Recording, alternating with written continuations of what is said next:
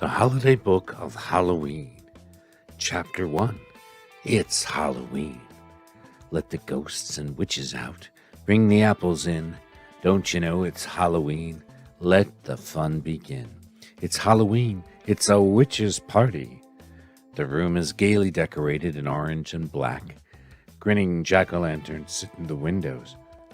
Cornstalks stand in the dark corners. Halloween treats are waiting on the table. Pictures of witches and black cats are all about the room. Some of the guests are playing fortune-telling games using apples and nuts. Some are bobbing for apples. Others are trying to guess who the people are behind their masks. Someone starts telling a ghost story. All the partygoers, dressed as witches and ghosts and skeletons, gather in a circle. The lights are turned low. I'll tell you a story on this chilly Halloween. The speaker begins. The listeners shiver and draw closer together. A woman sat spinning one Halloween night. "How I wish I had some company," she said. In came a pair of broad soles and sat down at the fireside. A pair of small legs sat down on the broad soles. A pair of thick knees sat down on the small legs. A pair of thin thighs sat down on the thick knees. A pair of huge hips sat down on the thin thighs. A wee waist sat down on the huge hips. A pair of broad shoulders sat down on the wee waist. A pair of small arms sat down on the broad shoulders. A pair of huge hands sat down on the small arms. A small neck sat down on the broad shoulders. A huge head sat down on the small neck. "What do you come for?" asked the woman. "For you," cried the strange visitor.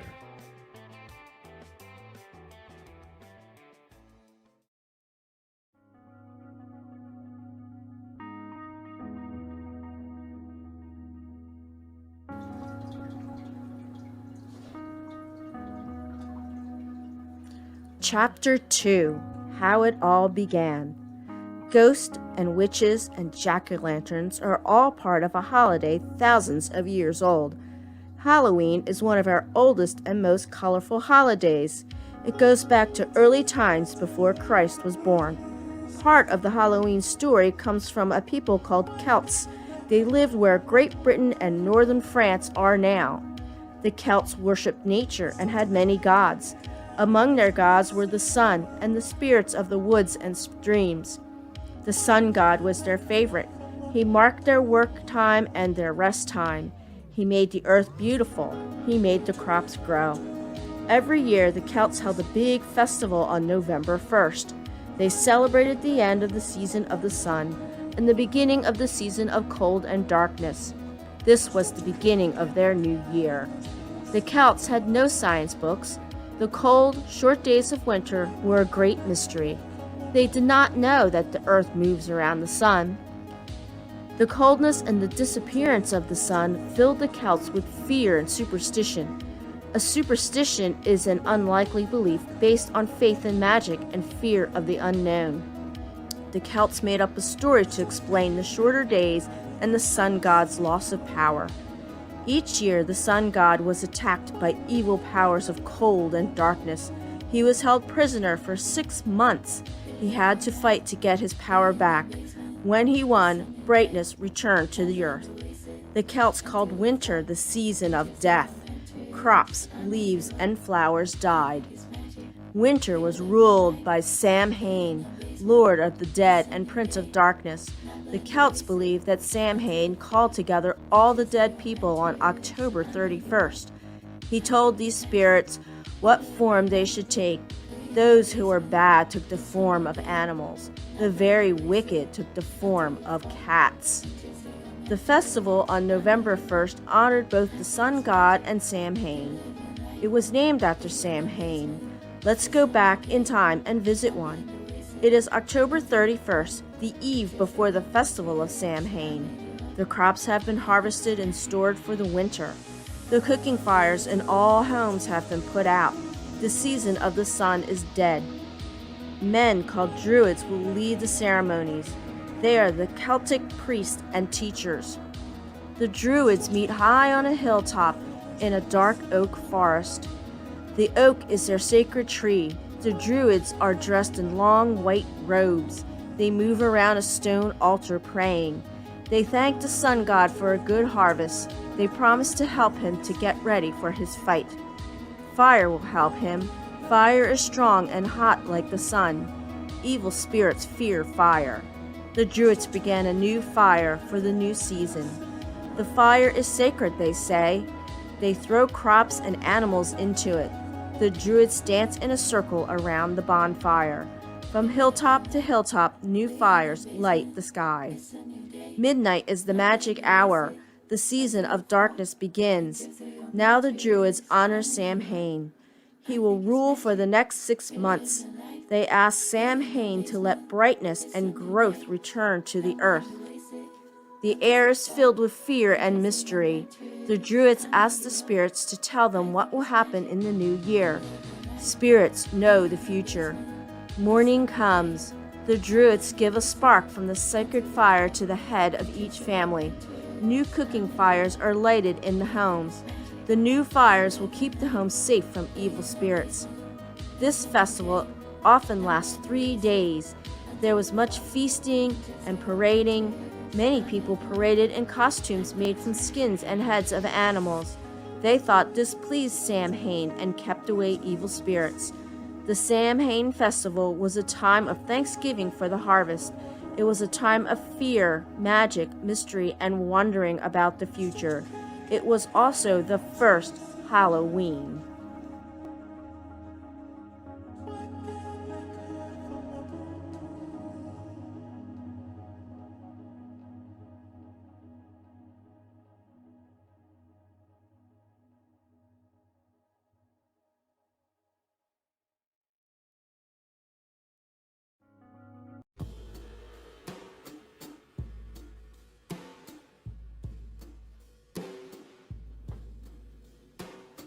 Chapter 3: The Apples of Pomona and the Eve of All Hallows. The city of Rome gives us another part of the Halloween story. The early Romans also had many gods and goddesses.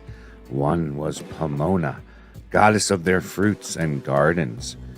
The Romans pictured Pomona as a beautiful girl with fruit in her hair and her arms and a crown of apples on her head. Some called her the Apple Queen. The Romans loved holidays. One of their greatest was for Pomona. Like Samhain, it came about November 1st. People laid out apples and nuts for Pomona. These were to thank her for a good harvest. The Romans played games, they held races. Pomona Day was a time of thanksgiving and joy. Many years passed. The Romans had a war with Britain. They ruled Britain for nearly 400 years, from the 1st to the 5th centuries A.D.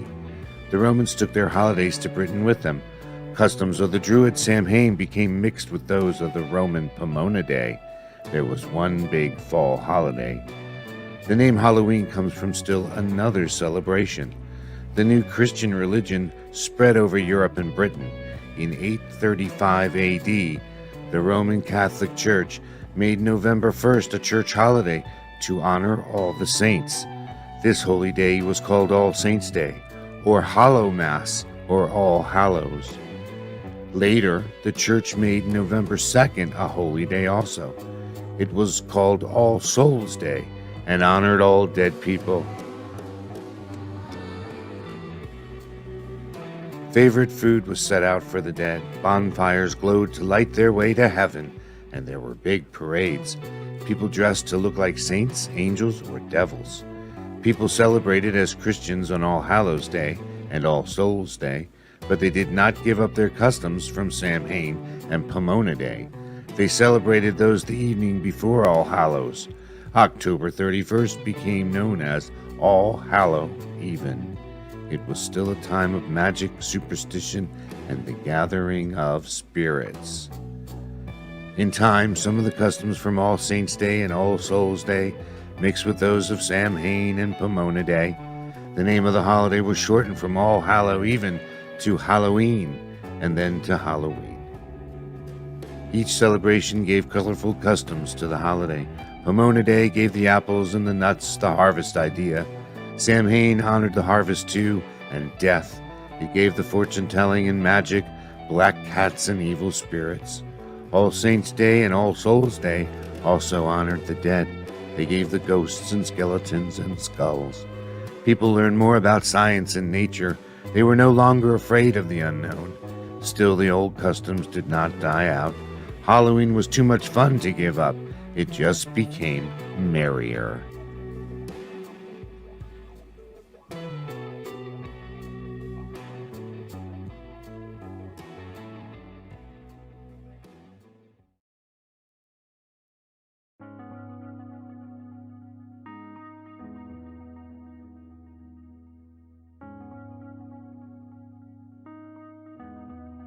Chapter 4: Ghosts, Ghosts, Ghosts. On Halloween, many boys and girls dress in white sheets and pretend to be ghosts.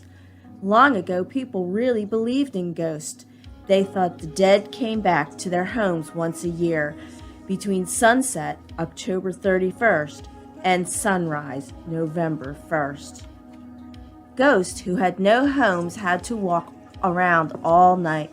They would play scary tricks on people. A flash of white in the darkness, ooh, hoots the owl on the post. A creak and a groan, a squeak and a moan, ooh, here comes the howl, it's a ghost! Many superstitions about ghosts have been passed down through the years. Ghosts can be seen but not heard. They never leave shadows or footprints. They can walk through closed doors, even walls. They love to live in empty houses. They travel at night, for they are afraid of the light. To keep ghosts away, one should wear red or carry a light. Spirits fill these two things. The custom of telling ghost stories on Halloween is very old. People used to gather around bonfires. They told about strange sights they saw on October 31st. One ghost story is so famous that paintings have been made of it. It has also been told in music by a French composer, Camille Saint-Saëns, called his ghostly music the Danse Macabre, or Dance of the Dead. Every Halloween, says the story, there is a strange dance in the graveyards. At midnight, death raps on the gravestones to wake the sleepers. All the ghosts leave their graves and begin to dance. Skeletons rattle their bones to strange music. On and on they dance, faster and wilder. Suddenly, at dawn, the cock crows. There is silence in the graveyard. The ghosts return to their graves until next Halloween. Chapter 5: Witches and Black Cats. Look out, boys, clear the track. The witches are here, they've all come back. Oliver Wendell Holmes. People once were very busy keeping witches away. Most people believed in witches at one time or another. Witches worked magic and were given their power by evil spirits. Some female witches were young, but most of them were old and ugly. Male witches were called warlocks. Superstitions about witches were indeed strange. It was believed that witches held big meetings as seasons changed. Two meetings were very important. One came on April 30th, the eve before May Day. It was called Rood Maas in England, and Walpurgis Night in Germany. The other fell on October 31st. Halloween became the Witches' Night. And what a gay time the witches had. They flew to the meetings on broomsticks. The party was led by the devil. Witches had special powers on this night. Hee hee hee. They laughed as they thought up all sorts of mischief. Sickness, bad luck, storms, ruined crops. The dancing was a sight to see. Witches danced in a ring, two together, back to back. They linked arms, kicking their heels and laughing. In the early morning, they rode their broomsticks home. There were other superstitions. Witches used their magic to see into the future. They could change themselves into other forms. They could even cast spells over people and change them. They might change a handsome boy into a frog, or they might change a beautiful girl into a snake. Witches were often in company with such things as owls, bats, lizards, and frogs. The witches cooked their magic brews in big black pots. These were called cauldrons. One of William Shakespeare's famous plays tells of 3 witches mixing a magic brew. Fillet of a fenny snake in the cauldron boil and bake. Eye of newt and toe of frog. Wool of bat, tongue of dog. Adder's fork and blind worm's sting. Lizard's leg and owlet's wing. For a charm of powerful trouble. Like a hell broth, boil and bubble. Double, double toil and trouble. Fire burn and cauldron bubble. If you want to meet a witch, this old superstition tells you what you must do. Put your clothes on wrong side out. Walk backwards to a crossroads. On Halloween night at midnight you will see a witch. Black cats were the partners of witches. Many people were afraid of cats. Some thought cats were spirits of the dead. Others believed that witches changed themselves into cats. If people met a cat, they asked, "Is this really a cat? Or is this a witch changed into a cat?" The Irish had many superstitions about witches and cats. If they began a trip and met a black cat, they turned back. A witch was in their path. The trip would turn out badly. Even today, many people do not want a black cat to cross their path.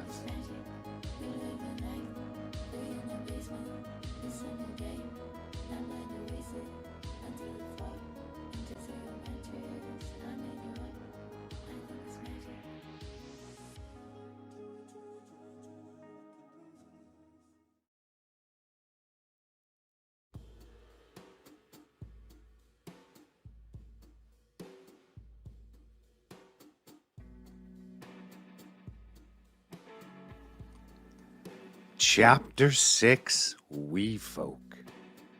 Up the airy mountain, down the rushy glen, we daren't go a-hunting for fear of little men. Wee folk, good folk, trooping all together, green jacket, red cap, and white owl's feather.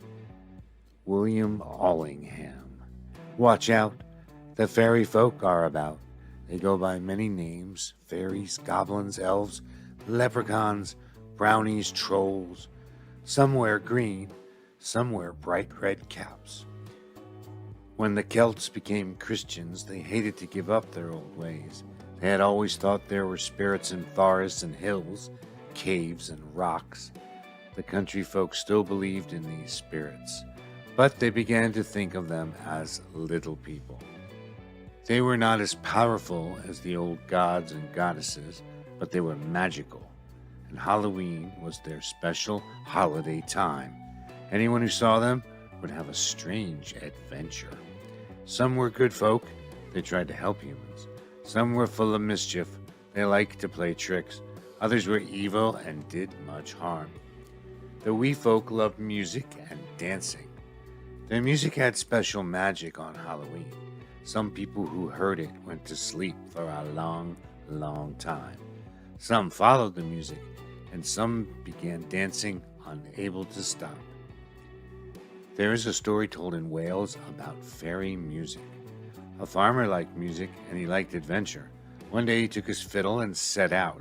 It was All Hallows Eve. The farmer came to a cave. He heard music and followed the music inside.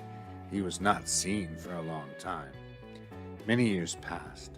A shepherd passed the cave on another Halloween night. He looked in and saw the home of the little people. In the middle of a fairy circle sat the farmer, still playing his fiddle. Anyone who finds this cave on Halloween will see him.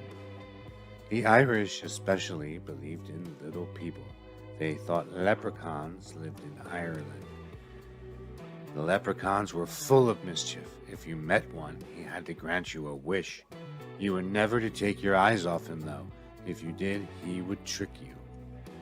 An old folktale tells about Tom, an Irish boy who met a leprechaun one day. "Follow me," the little man said. "I'll lead you to a pot of gold."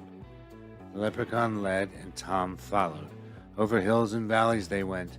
Then the leprechaun pointed to a bush. "Dig there." "I'll run home for a spade," Tom said. "I'll tie a red garter on the bush to mark it." He ran home and back as fast as he could, and could hardly believe his eyes. Every bush in the field was tied with a red garter. "The leprechaun has tricked me," Tom said. "I should not have taken my eyes off of him." Goblins could be helpful around the house, but they were full of pranks. They rapped on walls and banged pots and pans. They moved furniture in the night. Goblins punished children when they disobeyed. "The goblins will get you," parents would say. Goblins sometimes stole babies and left little goblins in their places. The mothers had to trick the goblins into bringing their babies back. Brownies and elves were helpful. There were many stories about them. An old man and his wife had no children to help with their housework. The brownies decided to help. Every night they came and worked and danced and sang. They skipped back home before daylight. One night the old man and his wife peeped. They saw that the brownies needed new clothes. "We'll make some," they decided. They sewed little brown suits and caps. On Halloween night they put the new clothes out. How happy the brownies were. They put on their new clothes, but never came back because someone had seen them. Chapter 7. Halloween Customs from Many Lands. Most Halloween customs came from the land of the Celts. This includes England, Ireland, Scotland, Wales, and part of France. The Druid religion lasted longest in Ireland and Scotland. Halloween was most important in these two. At first, Halloween celebrations were filled with fear of evil spirits. People were afraid to be alone, so they gathered in groups. Some they wore costumes. They hoped the evil spirits would think they were other spirits and leave them alone. Later, people began to have good times so they would forget about the spirits. The gatherings became merrier and merrier. Only grown-ups had this fun. Children joined in later. Finally, they took over the holiday for themselves. The Celts carried a light if they went out on October 31st. Lights kept away evil spirits. The lights were lanterns carved out of big turnips. In later years, children carved grinning faces on the turnips. Some called them bogies. Some called them jack-o'-lanterns. The name jack-o'-lantern is from an old Irish story. Once there was a man who was named Jack. He was mean, stingy, and tricky. When he died, he was too mean to go to heaven. He went to the devil. The devil threw Jack a piece of burning coal. "Put this inside your turnip you are eating," he told Jack. "This will be your lantern." Jack is still walking with his lantern, looking for a place to stay. The Irish country folk liked Halloween parades. They went begging in the name of Muck Ola. This was the name of old Druid gods. The parade leader wore a white robe and a horse head mask. The people stopped to beg at each farmhouse. "Much Ola will be good to you if you help us," they said. The farmer and his wife would give them food. Scotland and many of the Irish customs, and some of their own, families paraded about the fields and villages with burning torches. These kept the fields and animals safe from witches and other spirits. They lighted big hillside fires as the Druids had done. Each family tried to have the biggest bonfire. Some they put on the weird masks. They danced and sang around the fire. "Burn the witches," they chanted. When the last spark died out, they ran down the hill shouting, "The devil gets the last one down." Cabbage and kale played a big part in the Scottish Halloween. Children piled cabbage and kale stalks around the doors and windows of their homes. They believed this made the fairies bring a new baby. The people in Wales also built Halloween fires. Their celebration was not quite as gay. They thought about death. Each person in the family marked a white stone and threw it into the fire. Then they marched around the fire praying. In the morning, each went to get his stone. If a stone was missing, there was a great sadness. The spirits were showing that this person would die soon. In England, Halloween was nicknamed Nutcrack Night or Snap Apple Night. Families sat before the fire to roast nuts and eat apples. They told stories and played games. Most of their games used apples and nuts, which were plentiful then. On All Souls' Day, the poor went begging. They called this going a souling. Housewives gave special treats called soul cakes. The soulers promised to say prayers for the dead. After many years, this custom changed. Children were the only ones begging. Housewives gave them apples, buns, and money. The children chanted, "Soul, soul, an apple or two. If you haven't an apple, a pear will do. An apple or a pear or a plum or a cherry. Anything good to make us merry. 1 for Peter, 2 for Paul, 3 for the man who made us all. Up with the kettle and down with the pan. Give us good alms and we'll be gone." Some countries celebrated just All Saints' Day and All Souls' Day and not Halloween. Their customs were much like Halloween, though.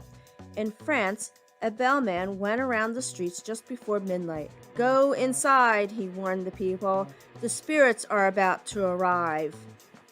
Everyone went to bed with his eyes shut tight. No one wanted to see those midnight visitors. French children now bake for flowers on October 31st. They use them to decorate churches and graves. In Mexico, cakes and toys are set out on the evening before All Saints' Day. These are for the dead children of the families. Some parents shoot firecrackers before their homes. They are to light the way for the souls of the dead children. All Souls' Day is an important national holiday in Mexico. It is called the Day of the Dead. Bakers will sell dead men's bread in the shape of skulls. Children buy toy skeletons and coffins. They eat candy skulls, candy coffins, and candy funeral wreaths. It is a strange but happy time. Picnic parties visit the graves. All is done on a holiday spirit.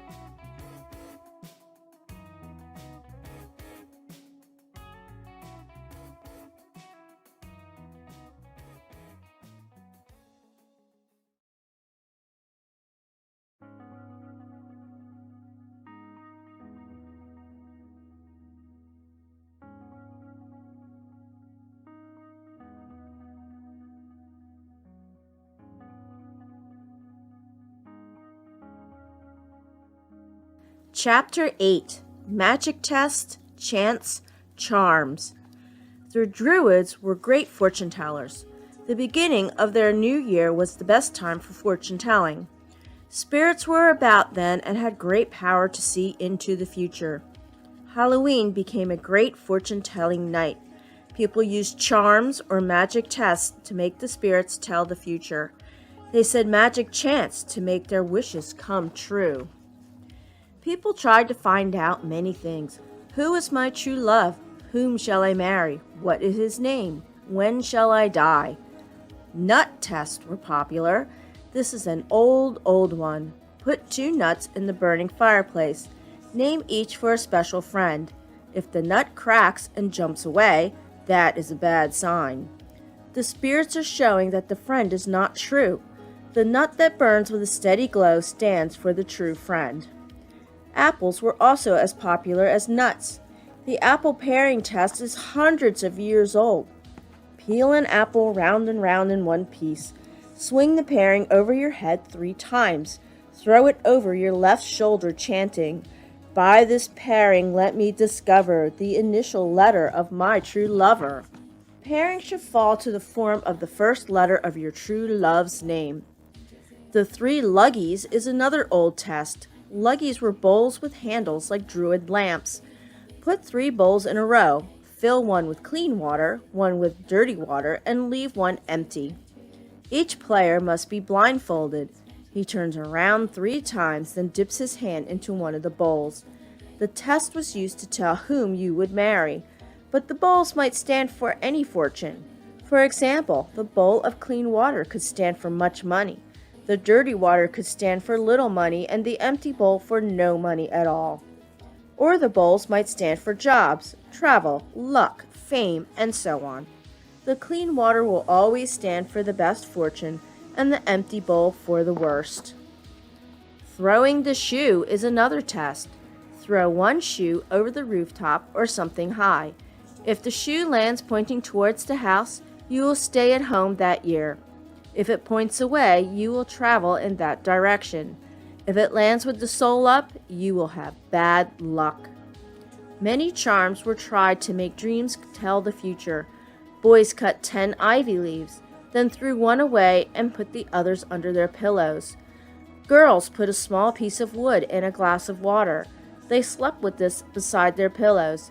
Many other things were done to bring on dreams. Today, even though we don't believe in chants and charms, they add to the fun of Halloween. Chapter 9. Halloween Comes to America. American settlers brought their holiday customs from the old countries.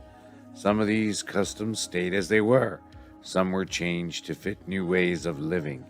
Americans also made up new Halloween customs of their own. Many early settlers came from England.